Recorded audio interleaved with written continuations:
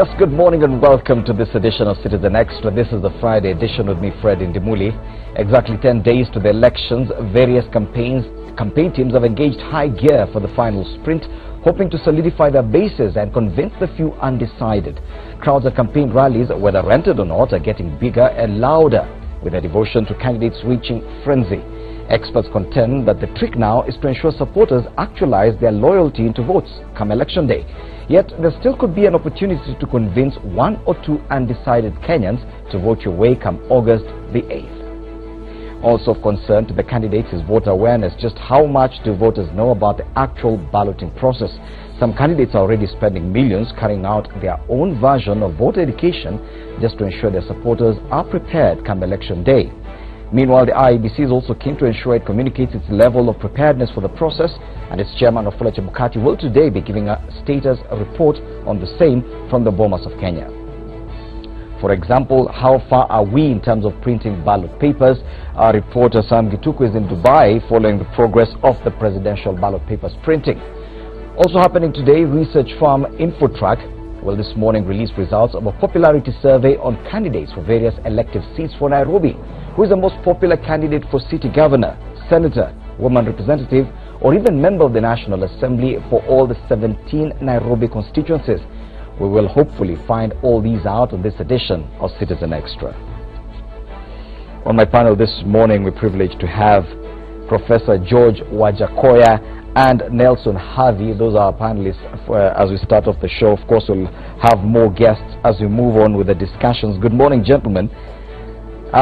10 days to the elections, and of course you can see the kind of sprint that the top two presidential candidates are engaging in. Of course, various other candidates are engaging in similar campaign sprints across the country. What exactly would happen 10 days to the elections? What can change? Some of these candidates have been campaigning for years. What can change in the last 10 days, Professor? I think, thank you very much, and thank you, my friend Nelson Harvey. Thank you, Prof. Yes, one thing I have to say at the inception of this discussion is the NASA presidential candidate has an added advantage over the president because he has a team that is split into sections, and those teams are traversing the country. They are traversing the country while the president and his deputy movement, traversion is very limited, especially with the coverage of the whole nation.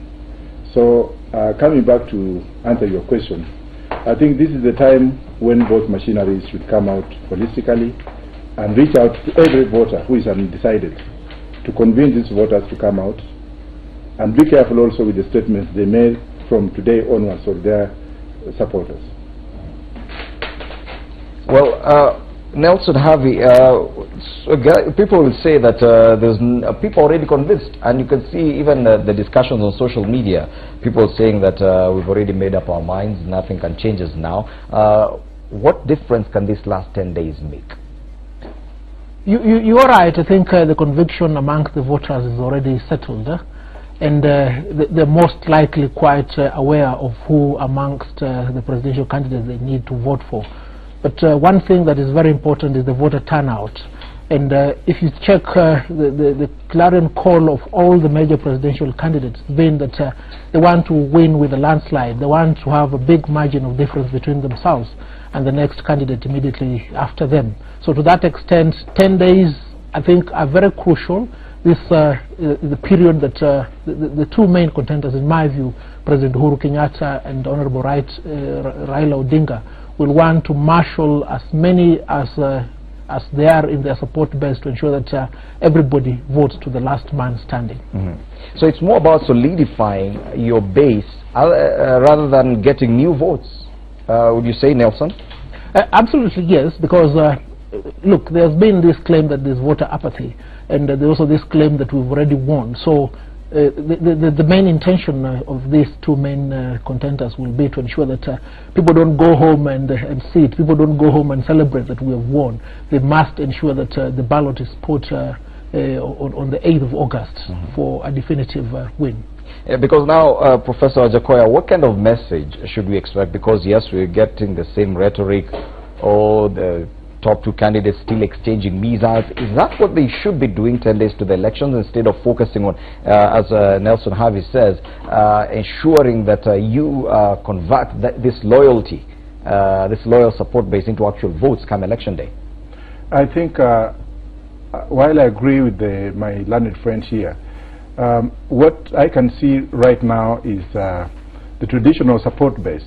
Let me say, like for the NASA candidates, those ones are already solid, and it doesn't matter how much money the other side will use to relay or convince those voters. What they should actually concentrate on are those areas that people are still not yet decided. And they should also find out what can be done for those people to be ferried or to be persuaded to wake up and dedicate that particular day. Wake up and dedicate the day on that day and sacrifice, because that's only 2, 3, 4 hours of sacrifice that can bring change. But as far as the president is concerned, his areas are also very solid, and I don't see whether people are going to change vis-a-vis. And as I said before, the most important thing to be done right now is in those regions where we have undecided voters. The battle is between Raila Odinga and Uhuru Kenyatta and nobody else. Yes. Yet we are seeing these candidates still going back to the same areas they've been. Today we do understand the NASA brigade is back in Kajiado. They were in Kajiado a few weeks back. What would be the intention of going back to Kajiado this time? They're going to Namanga all the way to Kitengela. Kajiado and Narok and Meru are 3 very unique counties in this country. And I don't know what God did in Kajiado. Whenever people in Kajiado or the Maasais in Kajiado decide that you are going this direction, all the nomadic communities, all the pastoralist communities always follow. Whether it is true that we are told that they came from Mount Kenya, and that's why they worship or they get buried, like we saw the late Minister Nkaiseri being buried in such a strategic position with his head facing Mount Kenya, we don't know. But Kajiado is a very strategic, very important, because of its geographical location and it is traditional aspect of politics. Once the Maasais in Kajiado decide you are going this direction, you will see all the pastoralist communities following that direction. Why? I don't know. Maybe my friend here can elaborate on that. I have no miracle too. I think to add on what Prof has said, Kajiado is almost cosmopolitan. I think it is Nairobi outside Nairobi. To that extent, therefore, it is incumbent upon NASA, and they have utilized the opportunity very well to ensure that they harvest the biggest of the vote count that is available in that area. I will compare the voter base in Kajiado almost to Nairobi and Mombasa, and this is one area that it may appear the voting pattern tends to vote almost in an equal way, distributing the votes to the opposition and the incumbent. But it's quite clear that NASA may want to have a very big lead when it comes to this vote next time. Yes. On the other hand, we're seeing President Uhuru Kenyatta going to Nandi today, and this is just a day or so after NASA was there. Is that strategic, that when your opponent raids your background, then you go back to ensure that whatever damage had been caused, you mend it before election day? Professor? I think, in my opinion, that's a very bad strategy. It's a very bad strategy in the following manner. It's like copycatting between the two families. I have seen when Uhuru goes outside the country, when he comes back, Raila goes there. And that has been for the last 4 years. Now, the other way has been translated now into the local arena.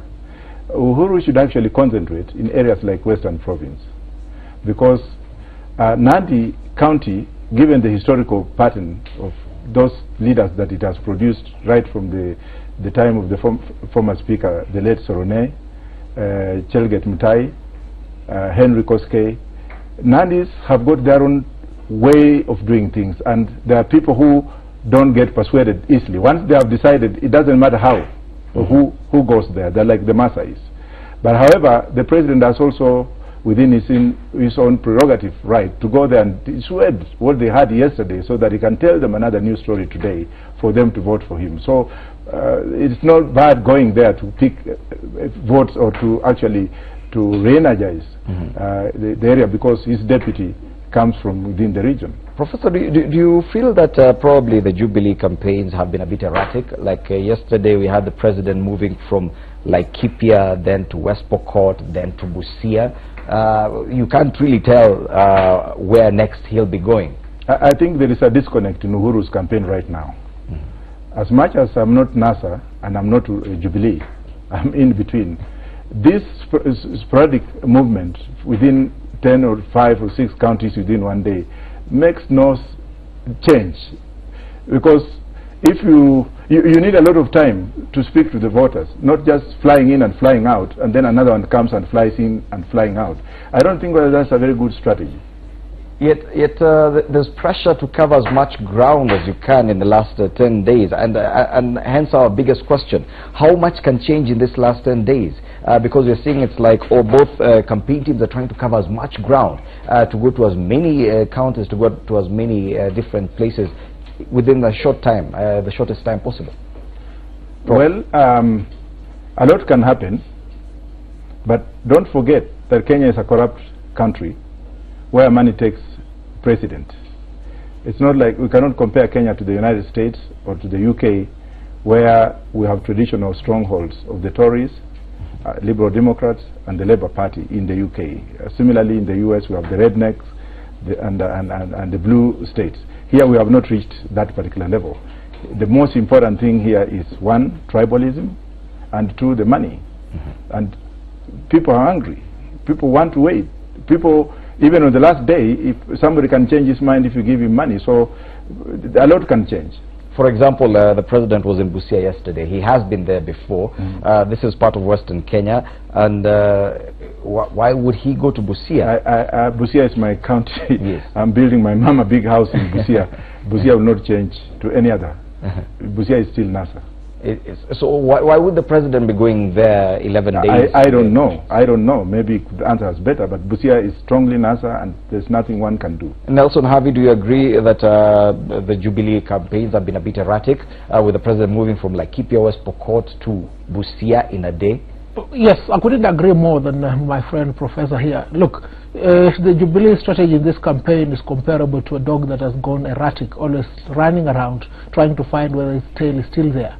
If at all the voter base was concentrated in Nandi, in areas that they say these are strongholds, there will be no reason whatsoever as to why every time there is an intro made there by NASA, they go back checking to ensure whether things are in order.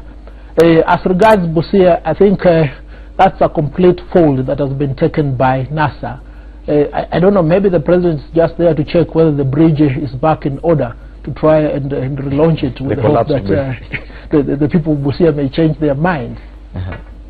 Are you saying that NASA has a more organized, more predictable campaign pattern as compared to Jubilee? Is that what you're saying, gentlemen? Have you? Yes, it's most likely, and bear this in mind. Jubilee is the incumbent. They have the tools of power.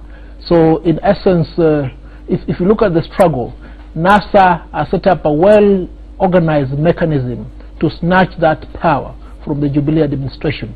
And if you perceive the manner in which they have coordinated their campaign strategy, it's well organized. Look, for instance, their inroads into the Great Rift Valley. They are very particular in areas that they're concentrating in. They're concentrating in Bomet, they're concentrating in Uasin Gishu, they're concentrating in Nandi, they're concentrating in Kericho. They're areas that they've made up their mind they will not waste time going in those areas. Let's come to central Kenya. I've not seen them go to Nyeri. They will not waste time in Nyeri. They have concentrated their campaign in Meru. And these are areas, I think, in my honest estimation, I believe NASA perceives may sway the otherwise traditional voter base that has been enjoyed by the Jubilee administration. Now, a day ago, NASA was in Nandi, and then they crossed over into Uasin Gishu. You remember the famous endorsement of the current governor, Mandago, a Jubilee candidate, and then they moved to Elgeyo Marakwet briefly. Is this what you're talking about, Prof? To some extent, I would rather put a footnote before I say what I want to say. As much as NASA is traversing the country and into the Jubilee zones, they have very poor strategy. They don't have what we call a rebuttal strategy. And before even I answer that question also, I would like to bring in this issue of the land issue that just came out the other day, where the government has now come up and taken away titles, including the title of the two opposition leaders. That is Musalia Mudavadi's title at this particular time and moment, a few days to election, and Joe Nyaga. That to some extent also was very poor, and whoever advised Swazuri to do that has shot himself in the foot. And I'm digressing a little bit. Yes, you've really digressed. Yeah, if it was that this thing was done 4 months ago, or the whole of Ndungu report was actually put out now, then that will make a lot of sense. Okay. But coming back to NASA going into Jubilee inroads, I would rather say yes, it's a strategy, but it's a strategy without foundation. Because if you are backing Mandago right now, are you really truthful in your mind, say that you are backing him for purposes of backing him, or for purposes of getting sympathy and get the votes that are on the other side? Do you think that could work, that by backing the current Jubilee candidate, that yes, that could actually get NASA some votes? Mandago is his own man, whether he's backed by NASA or not. The likelihood of Mandago sweeping the region, especially the Uasin-Gishu County, is open actually, and we can see him winning without whether he's being backed by NASA or Jubilee. Well, according to the polls, is not, because the polls actually do say that his opponent has a lead. Yeah, but you must also realize that when Trump was running, 219 media polls and stations were backing Hillary Clinton.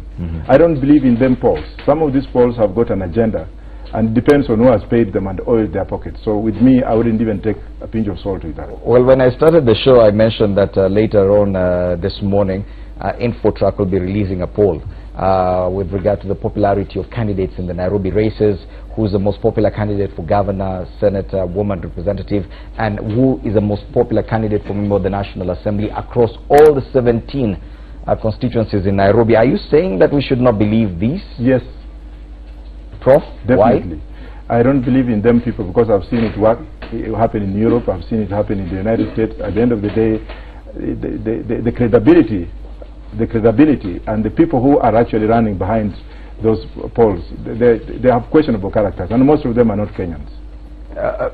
Nelson Harvey, do you agree with Professor Jakoya when it comes to opinion polls?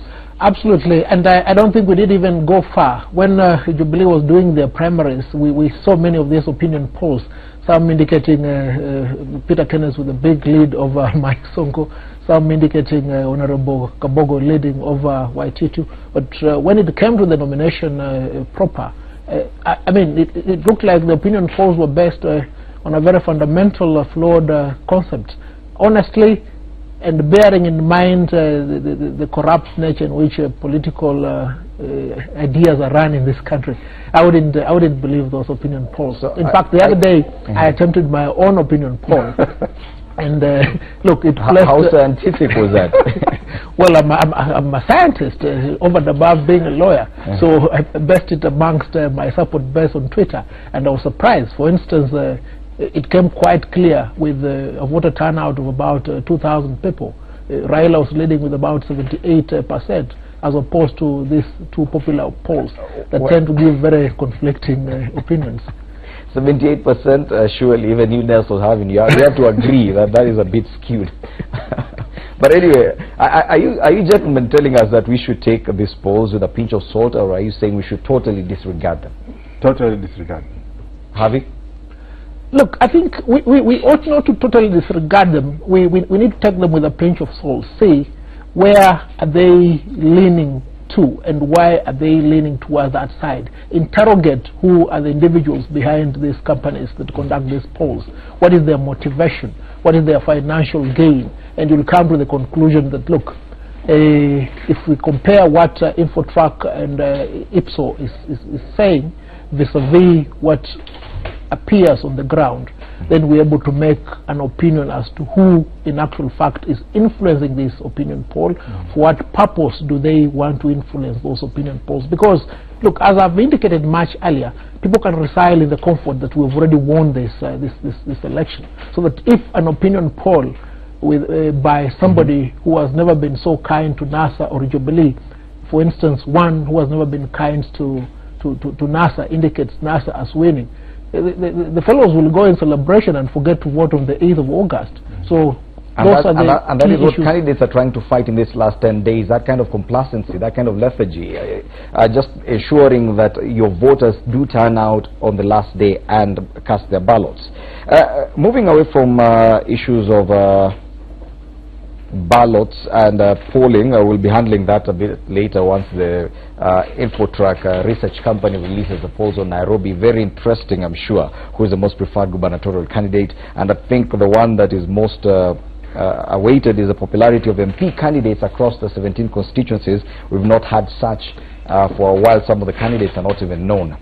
But let's talk about election preparedness and issues to do with the judiciary and its handling of election petitions so far, given the fact that we do expect quite a number of election petitions, quite some litigation after these elections. Of course, we've been basing our discussions mostly on the presidential race, but it is important to note that the governor's races are also just as hotly contested. 47 of them are senatorial races, members of the National Assembly, women representatives, members of the county assemblies. Now, quite some litigation will come out of these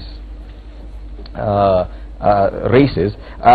You are both lawyers, yes?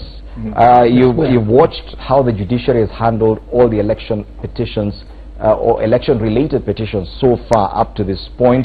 At some point, it appeared like NASA was winning. Even Jubilee criticized the judiciary for its handling. Then at some point, everything was going IBC's way. Do you think the judiciary is really ready for all this, the high number of cases that are going to come out of these elections? Professor?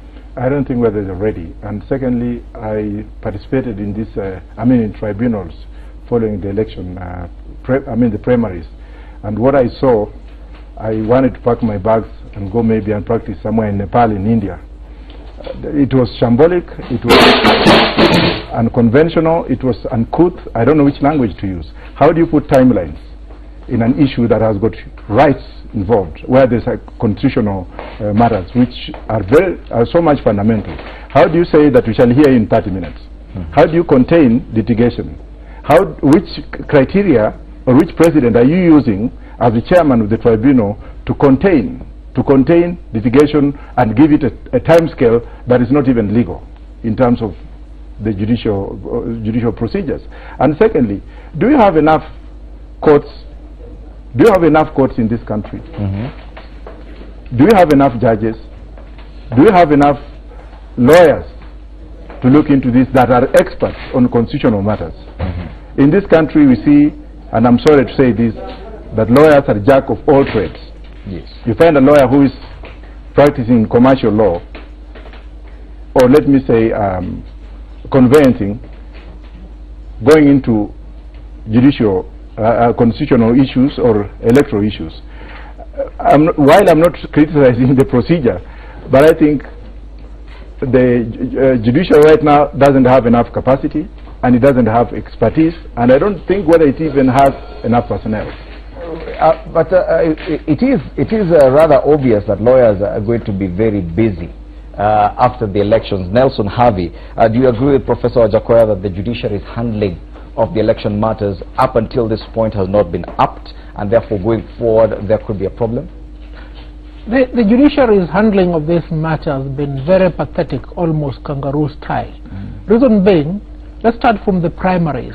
Even the internal dispute resolution mechanism within the parties, most of which were presided over by advocates, were so skewed in a manner likely to suggest, and in fact with a lot of evidence, that they were a corrupt enterprise.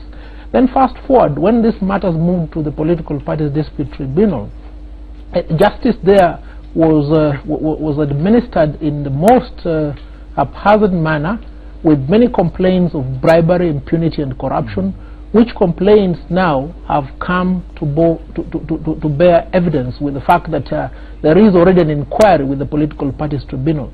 And take into account the political parties dispute tribunal handled most of these cases that eventually ended up before the High Court and the Court of Appeal. And I look at what happened within the last 2 months is a clear indicator that whereas the judiciary has sufficient human resource, buildings and facilities to undertake a credible litigation in respect of electoral matters, I do not think the people have the greatest confidence in the manner in which they've handled these matters before and in the manner in which they're likely to handle these matters ahead. Let me give you 2 good examples. Look at these 2 most controversial litigations relating to the ballot tender contracts. One, in which we perceived a court that appeared to be very progressive, making a decision that ended up being upheld by the Court of Appeal. What reaction did you see? The other side of the contestant decided to get into a mudslinging contest in the public arena with the intention that some of these judicial officers do not sit in subsequent litigation concerning IBC. And if that is anything to go by, you can take it to the bank. The litigation process resulting out of this electoral contest will be compromised. Wow. And these are 2 distinguished lawyers telling us this when we do expect that quite a number of cases will come up after the elections and as far as complaints on the process are concerned.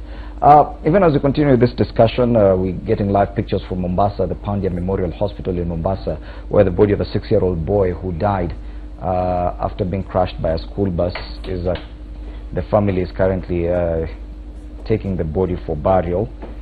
Those are live pictures there from the Pandya Memorial Hospital. A very sad story indeed. Of course, it's still going on. The story, the matter is still in court. And of course, we'll keep updating you on the happenings from that end. These are people from St. Augustine Academy who fell through a hole inside the bus and was crushed by the vehicle a week ago.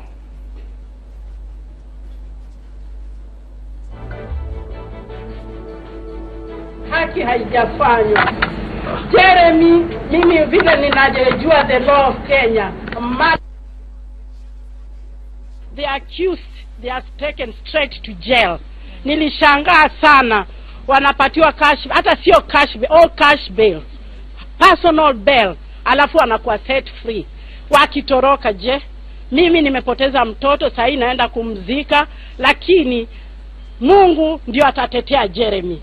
Kama judiciary haitatetea Jeremy, Mungu atatetea Jeremy. Na damu ya Jeremy itamdai. Damu ya Jeremy itadai. Negligence, kama basi ingekuwa maintain vizuri au kungekuwa na proper management, saa hizi ningekuwa na mjukuu wangu. Lakini vile kulikuwa na mismanagement of the management of the bus, ambao mimi nilikuwa nalipa school fees. Hakuna siku nimeshindwa kulipa school fees, nimechelewa kulipa transport fee. Nashangaa nikiitiwa mtoto ambaye amekanyagwa na tairi ya same bus. Kama accident nakubali, sikatai kuna kifo, lakini surely is it really fair? Can justice be done? Can justice be done? Nalia na wenyewe kuwa mtoto wangu wako free. They are walking free. They are happy walking free. Anyway, wacha waendelee kutembea, lakini Mungu atamtetea Jeremy. Jeremy ni malaika, alikuwa anaenda shule vizuri, lakini Mungu atamtetea. Nasikia mara wanapelekwa sakatri. Driver hawezi kuwa na wazimu. Kama mtu ni sakati anaenda anapeleka gari, kwani ana wazimu? Administrator akana wazimu. Nashangaa hiyo judgment imefanywa. Nashangaa. Hakuna neno. Mimi tutakutana na Jeremy. Jeremy is a saint. Jeremy is a saint. He's going to save St. Augustine. He's going to save all other children. Hata president aliona hizi mabasi za shule, kumbe watu huwa wako na udanganifu sana. Sijawahi kusikia gari inakuwa na shimo. Alafu wanasema hakuna. Hata watoto wenzake, hata Adam alikuwa anakaa na yeye, kulikuwa na shimo. Na kama Jeremy alikuwa hana usingizi, hangekuwa ameanguka kwa hiyo shimo. Bagi yake haingeanguka kwa hiyo shimo. Alikuwa anafuata bagi yake. Kama mtu wa kawaida, ukiona mfuko wako umeanguka unafuata. Sasa ile amefuata mfuko wake ndio akatumbukia kwa hiyo shimo. Hakuna neno, nimepoteza, lakini justice ifanywe, watembee huru, wakule, waenjoy. Mimi nalia mchana na usiku. Mamake Jeremy hayuko hapa. Ameshindwa kuja. Angekuja, lakini ametuma statement yake. God is there for us.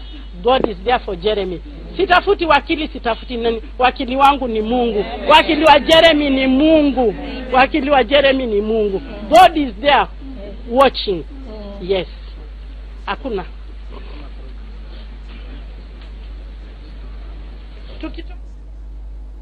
Live pictures there from the Pandya Memorial Hospital in Mombasa, where the family of the late 6-year-old boy who died after falling through a hole inside a school bus and later being crushed by the same vehicle is being taken for burial. A very sad moment there for the family, and it is understandable the kind of emotions that such would elicit. I'm still here with my panelists. We will continue discussing the final sprint in as far as presidential and other campaigns are concerned. My panel just grew bigger. Mary Kamau and Mark Bichachi joining us now. Very good morning, lady and gentlemen. Karibuni sana. Good morning. Political analysts. Karibuni. Just before we took that break and took the pictures from Mombasa, we were discussing the final sprint, what the various campaign teams are doing, given that it's 10 days to the election day. And we're just looking at how the NASA and the Jubilee presidential campaign teams are behaving 10 days to the elections. We saw yesterday President Uhuru Kenyatta covering 3 counties in a day, like Laikipia, West Pokot and Busia. NASA a day before was in Nandi, Elgeyo Marakwet was in Gishu, going as far as even endorsing a Jubilee party candidate for the Uasin Gishu gubernatorial race. And just a quick thought, Mary, do you think that the Jubilee campaigns are a bit erratic, that you're moving from like Laikipia, West Pokot to Busia? You can't really tell which direction. Is it erratic or is it strategic? A little bit of both. The erratic nature of these final push towards the election date is merely a reflection of NASA's confidence. NASA seems to be very, very sure of the fact that their candidate will get quite a large chunk of the vote. And so Jubilee at this point is looking strategically at ensuring they get that +1 vote. But in terms of the Jubilee candidate not appearing for the media debate, one would question right now whether they are comfortable with the fact that most Kenyans felt that that was a slap in the face, and more so the fact that it speaks of lack of connection with the people on the ground. But those are my opinions. Maybe people may see it from a different perspective. And now that you mentioned the presidential debate, immediately after that is when the presidential team released that itinerary, an 11-day whistle-stop sprint, if I may call it that. The president set to address about 400 stopovers, 400 rallies in 11 days. Do you think they were trying to contain what happened with the debate? That probably his lack of appearance there, they needed to cover for that as well? Of course. I mean, at the end of the day, Kenyans were very disappointed. We want to hear what our head of state had to say about various issues that we are facing right now: corruption, the fact that nurses are on strike, doctors were on strike just the other day, the young boy who died in Mombasa, very, very sad affair. And so we wanted to hear from our head of state what it is that they will do differently, how they will address all these issues that Kenyans are facing right now. But maybe my other panelists have different opinions. Mark, good morning. Karibu sana. I'm sure you have something to say about this. Because watching the president move from Laikipia, West Pokot, then to Busia, you can't really draw a line. You don't know what exactly. It doesn't seem to follow any particular pattern. In fact, that's very interesting, because in my head I was trying to imagine what is the route. Is there a road around those places did he fly? But the question really, 11 days to the election, there's two main factors that you need to consider. The first factor that you need to consider is the undecided. Is it a push to reach out to the undecided, or is it a last push towards just consolidating the votes that you already have? Because the question in this election, again, is a 50+1 election, and all the polls have said that it's pretty tight if you consider the plus or minus 5 margin of error. So when you put those things together, then any campaign at this point would need to do a particular push. But now the push is, where are you pushing? Because there seems to be areas that are totally NASA and areas that are totally Jubilee. Do you then go back and consolidate your vote? Do you begin to address the issues because there are certain people who are leaving Nairobi and they are supposed to vote in Nairobi because they are afraid of violence? So do you address them to stay? Do you address them to leave? What is your strategy? So I think in this particular season, what the politicians are doing is they are pushing for everything that can happen, you know, where you just keep shooting as many bullets as you can, hoping you'll hit something as you shoot. So it's not really strategic? I don't think so. If I'm quite honest, I don't think on either side, I don't quite see the logic, because number one, if you ask the average Kenyan today, they've had the manifestos, they've had what each party is pushing. The candidates are not saying anything new per se. So and then of course the conversion rate at Kenyan political rallies is very low. I don't know whether, Fred, you've ever had the opportunity of asking someone who's come out of a crowd, what did you hear? They usually will say, I just saw the guy. It is more about being able to see this celebrity, because Kenyan politicians are celebrities. So we saw the celebrity, but did we have take home? No. In fact, right now, what is going to work more, in my opinion, is the word that is on the grapevine. What we are getting off of our social media, our SMSs, that is really what is driving people, because this is the type your father and mother text you and tells you, by the way, you know, our tribe, we are voting like this. That's really what is going to be the extra. You know, Mark, talking about the crowds, and we've been trying to show you the crowds on the split screen now, Jubilee vis-a-vis the NASA crowds, and these are same crowds. Once Jubilee goes to Nandi, they get a crowd, and the same NASA a day later go to Nandi and they get a similar crowd. We do assume these are the same people showing up for both rallies, so we cannot really use the size of crowds to gauge a candidate's popularity. But as you said, and this is a question now to all my panelists, what exactly should the candidates be focusing on 10 days to the elections? As you said, the manifestos are already out there. People have already made up their minds. Yes? What is this that you can tell them? Maybe it is the fact that they need to come out, but how do you do it? How do you ensure that this kind of loyalty, this kind of devotion is actually translated into actual votes come August the 8th? Professor? I think advertisement is key. If you look into the US, UK, and I'm very much allergic to those two because I stay there. If you look at those two countries, you find out that toward the end of the campaign, candidates stay at home. They come up with massive advertisements. TV and mass media. Yes, reach out to certain cosmopolitan areas, and also the town hall meetings. For example, I've not seen any of these candidates address the issues of doctors and address doctors in per se. They have not even addressed teachers and teachers' unions. They have not even called Atwoli and talked to Atwoli about the workers' rights and even addressed workers. I've not seen them go to a farm like the ones in Mogotio, the sisal plantation, and address farmers and any sisal cutters and ask them, what is it that you are going through? What can we do to improve your image? All they're doing is going out in the old tradition, and I'm sure 2022 will not look like it is today. Some of us will be running for president, and probably shall be doing it. Yes, I'm running. And you're running for president in 2022? Yeah, that's something I didn't know. In a different manner. Okay. This issue of crowd perception only happens in Kenya. It doesn't happen in Uganda. Museveni has got a very unique way of campaigning. He's a roadside campaigner. I don't know whether it's because of the demographics in Uganda, where people line along the road, and then there's traditional values. He knows his subjects very well. If you go to Busoga, he knows that the Basoga like this. I would like to speak to them on this. I'm going to speak to them in this way. If you go to Buganda area, you go to Karamoja area. But here, you go to a place and it's the same people who are there in different uniform yesterday coming in.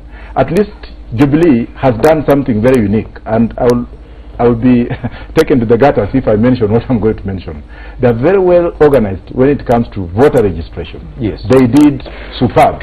I think when it comes to registration of voters and crowds, Jubilee will beat NASA. NASA concentrate much on the crowd, thinking that this is the format. They have not learned from what happened in the last election. Yes. Nelson Harvey, do you agree with Professor Jakoya that we need variety, to see some variety in the way even these candidates approach their campaigns, especially now 10 days to the elections? You cannot just be holding rally after rally after another rally. 10 days to the elections, something should be changing. We should be seeing a difference. Absolutely. I think what these two people must be doing for now is to educate their soldiers on how to carry a rifle. You may have as many as 1 million soldiers who do not know how to carry a rifle. And truth be told, about 50% of the people will be going to the ballot on the 8th of August will be doing it for the first time.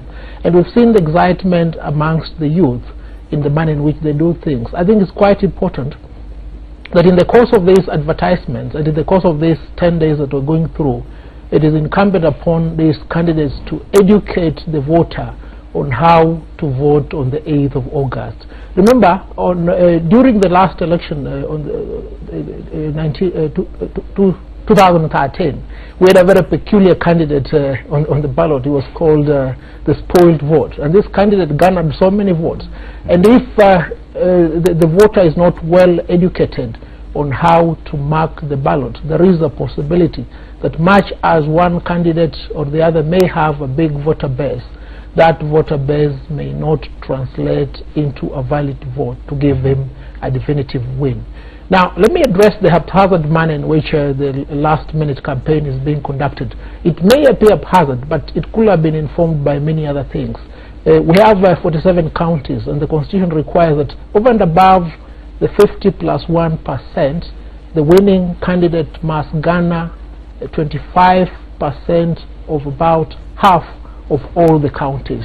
And it's quite clear, bearing in mind what we're seeing right now, there is a possibility that whoever wins may not win definitively, and these two candidates are struggling to avoid a runoff. I think that is the most important thing that we must pick out of this for now. Yes. Mary, the kind of campaigns we're seeing, we've seen them all along. Nothing seems to be changing. All this that you're talking about, we're not seeing. Yes, I've seen some TV advertising. I've seen some pullouts. Even in today's one of the dailies today, I've seen a pullout with one of the big two main candidates showing how people should vote. Don't you think that probably that's what they should have focused on, especially now that they should put all their resources, because I'm sure they're spending quite a lot of money traversing the country, doing whistle-stop tours, 3 counties in a day. Don't you think that some of this funding should go into media, probably advertising, voter education, just to ensure that yes, your base is solid, but as Nelson Harvey said, you have soldiers, but do they know how to shoot? I totally agree with you, and also to point out what my panelists have just said is we're a nation in transition, and I feel that some of our leaders still think that we are under one-party regime. So everything that they're doing is within those lines of one-party style leadership. They forget that we have numerous parties out there, numerous independent candidates, and there's a lot of voter apathy. And at the end of the day, when somebody does go to the ballot, they're going to just tick party style. And we forget that at the end of the day, when I go home, the people that will really impact my life will be the MCA, will be the women's rep, will be the MP. At the end of the day, whoever is going to lead this country needs to ensure that there are people of integrity down at the bottom, on the ground, running county governments, running the county parliaments. And I feel that in terms of voter education, people don't understand that. We're seeing a lot of the creation of gated communities on private roads, non-private roads, sorry, that are run by county government, and then you have gates created and erected to deal with issues that pertain to security.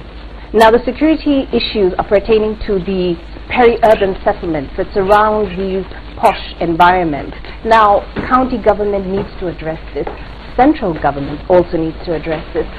We as voters need to ensure that the right people are put in place to address this. And I feel that is not being addressed in these large rallies that we're seeing today. Yes. Is it in our style of politics, the way we run our politics, that we believe politics can only be run at political rallies, massive crowds where we come and dance and chant and hold banners up, and then we go home? We rarely get to discuss issues like the ones you're pointing out now, even at the member of the National Assembly level, because even them, I've just seen vehicles passing around with blaring loud music. At what point do we get to discuss these issues? Like Professor said, 2022 is going to be a major game changer. People have forgotten the fact that the majority of Kenya's population is below the age of 25. This is a demographic that we have forgotten. They're very dynamic. They're very different in their thinking. Like Mark pointed out, these are people who are going to be reading what's online, discussing the issues among themselves. So we need to target those individuals. And I want to see fresh faces. I want to see somebody who's going to be passionate about, like Professor pointed out, the doctor's issue, the nurse's issue, teachers, bus transport for our children. I mean, I have a child and I shudder to think that my child could have fallen through a hole in a bus because he was looking for his bag that fell through. These issues need to be addressed, and I don't feel that this style of politics is addressing those issues. Incidentally, not a single politician has actually tackled that particular issue of school transport. Mark, we are simply not discussing the issues anymore. All our senior politicians are concentrating on rallies. Is it because we still have that crop of old politicians that probably once we get to a different election, something will change? Do you think Professor Jakoya, once he runs for president in 2022, will give us anything new? Well, you know, the most interesting thing is we are a nation at the gates and at the throes of major change, and here's how we got into this circumstance. One of the things that you need to understand is, in political studies, they say that you win an election on registration day. If you are able to register more of your supporters than the other side, then you've won the election. So what is happening is we are seeing a manifestation of the psychology that I registered X number of voters in my so-called stronghold, therefore there is no other issue because they are going to already vote for me. So what has removed thinking from this election is a thing called tribe. You see, the problem with our tribes is reason flies out the window whenever tradition checks in. And I'll give you an example. If someone from my tribe, and you'll guess which one it is after I say this story, dies in the United States of America, we will contribute millions of shillings to fly them back so that they can land somewhere in Bungoma and erect a mud hut in 24 hours to bury this person. But this is the same village that we are unable to educate our people. And this is the problem. Whenever we practice tradition outside of reason, it is not an issue of funding, is it? Yeah, because listen, if we can contribute money to get you from the States to Kenya to bury you at 2 million shillings, and there are kids who are not in school because you could not afford 5,000 shillings, and we are all from the same village, you understand the nonsense that goes on in this country. So we'd rather spend millions crisscrossing the country without discussing the real issues? Exactly, that's the same thing. Because you see, once you have the tribal card being played, then how we are voting is we are voting because we don't like those other guys, and the reason we don't like them is totally superfluous. They eat chicken, or they eat fish, or they eat goat. You understand? So these superfluous reasons, you know, we can't sit and discuss whether fish is better than chicken. You know, so whenever you have a campaign on that platform, what is definitely going to happen is we are going to have fanfare. And that is the reason why the person who's running for MP runs the same way a socialite does. You know, pictures, posing, you know, being cool. You remember Sonko, sorry for saying this, but Sonko, when he was launching his campaign, there was this whole electric dance that they did, which is very cool if it was a dance of competition. And that's the problem that we have. Having said that, however, in this particular cacophony of issues, what you see is you've got one party that seems to have an advantage over the other. And that has to be Jubilee. Jubilee has done one thing. One, Jubilee voters are confident. They're not worried that their votes are stolen. They're not worried that the IDC is working against them. They don't have 60 million cases. On the side of NASA, however, and that's why the former Prime Minister came out saying, please stay and vote. The reality of the matter is this, that they have pushed their voters away from their own ballot papers. And that's where the issue of educating your voter on how to vote becomes important. So unfortunately for NASA, their campaign to protect their vote is disparaging their own constituencies. And a lot of people are leaving Nairobi because they're afraid. But you need them to vote where they're registered. So right now, game advantage is to Jubilee. Wow. Whether or not chicken is better than fish remains to be seen. Let's now take a break. Citizens Extra will be back. We continue discussing the issues 10 days to Election Day.